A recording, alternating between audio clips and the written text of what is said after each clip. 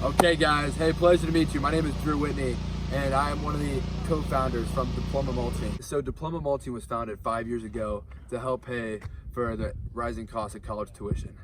Initially it started because, through growing up, I was under the impression that my parents were gonna pay for college. But senior year, I guess all through high school, they were really going through a divorce. And senior year, they kind of broke it down to me that I was gonna have to pay for college myself. Working at Planet Smoothie, making $8 an hour, working a couple days a week, that was fun, but that doesn't help make a tuition payment. So Sturga and I got together. I had a pickup truck so I could pick up mulch, I could dump it, and I could spread it. And that's how we started. We started going door to door, asking people if we could do their mulch to help pay for college. That was then. And this past summer, we did over 200 homes in the mulching time frame. So what we found were that attention to detail and hard work have really been our key factors to success, and that have really helped us to grow and get referral business, and that's what keeps our clients coming back. So before we put any mulch down, our edge crew comes and they handle all the bed prep needs. So as you can see here, this edge was recently done with our amazing TurfTech edger machine. The edge is a full hand width deep. That creates a border between the grass and the existing mulch bed. Why that's crucial is because this edge is deep enough that this grass won't grow back into the bed for at least a year. That helps keep the weeds out and looks great. The mulching process starts by placing a wheelbarrow. It's really important to get the wheelbarrow all the way up to the mulch pile. A couple of reasons. Why? One, it makes it a lot easier for the guy shoveling the mulch to make sure it gets in the wheelbarrow, and that reduces the mess. It's important that you don't leave a big mess behind, and this makes it easier to clean up later. A wheelbarrow that's full is a wheelbarrow that's totally full to the edge. And before you grab it and run, you're gonna make sure you click it, count it, take your wheelbarrow, and head off. We use a range of clickers on our trailers to make sure we properly track our mulch. It's absolutely critical that a clicker is used every time you pull a wheelbarrow off the trailer so we know how much mulch went down on the house so we can bill the customer. So for shoveling mulch, we have two different tools we use. The pitchfork is great if you have a big pile, but when there's not much left on the trailer, the stone shovel is great to really get under there and get all the mulch up. So once you got your wheelbarrow, it's pretty important where you place it. Rather than just going and dumping the first spot, if I were to dump in the front of this bed, every dump after that would have to go further back, and I'd be just walking over my fresh mulch. So it's really important you take the load, you get it all the way back. All the way back in the back of the bed. And then when you dump, you don't want to do one big dump because that's a lot of mulch in one small spot. It's important to do a half load, dump it, and spread it out just like that. And when you get to the last bit of the wheelbarrow, rather than picking up the wheelbarrow, it's going to rotate up and spin it out. So notice on this house line dump I just did, I didn't dump the mulch against the house and have it pile up. That can actually stay in the house, and we don't want to do that. It's important you dump it just in front, and when you spread it so it's nice and smooth, perfectly level, and a nice smooth house line extending throughout. So, see this pile here? See how it's totally against the house? That is not something we want to do. This is an example of what not to do when it comes to dumping. Now, when you come to bushes, it's really important you follow the same tactic as before. You never want to dump on the bush itself. So when you see a thin line of bed, you never want to do one big mulch dump. It's really important to just pump it a couple times and travel the width of the bed. So when you start spreading, you want to come all the way back to the back of the bed where the furthest dumps are, so you're not walking over your steps or your dumps on the way out.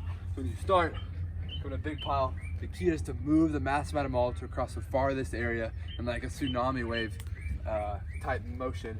That way it just kind of lays out nice and smooth. So you take your arm in and you just flick it.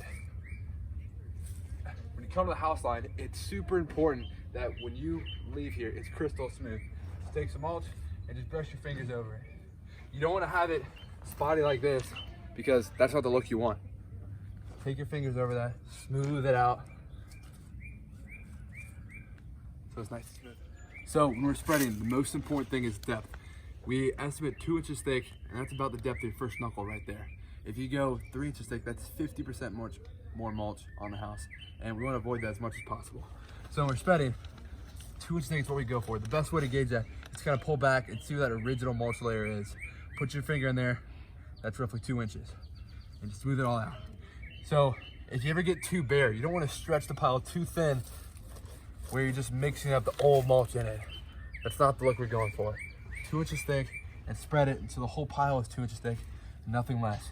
Any gaps we can come by and touch up later. So here I'm digging, and I just now come. I mean, that's a lot of mulch. 2 inches thick is what we're going for, just the first knuckle.